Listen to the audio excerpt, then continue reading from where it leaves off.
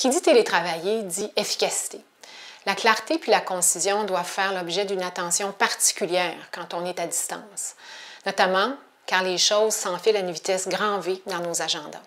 Faire un effort pour tenir des rencontres plus courtes, pour soutenir un degré d'attention plus grand de la part de nos interlocuteurs, c'est un pas vers la concision.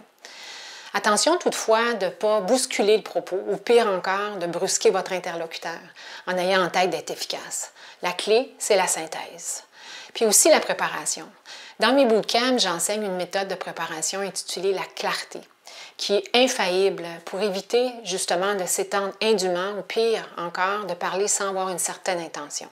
En gros, ça tient à 3 choses. D'abord, la première étape, le C, c'est la cible. Je m'adresse à qui? Ces gens-là s'attendent à quoi? À quoi je dois m'attendre comme question de leur part? Donc, en ayant ça en tête, je vais pouvoir être beaucoup plus judicieux dans mon propos. L'autre étape, c'est d'avoir un angle de communication. Avoir un angle de communication, ça donne une intention à notre propos. Est-ce que mon angle, c'est de rassurer? Est-ce que mon angle, c'est de convaincre?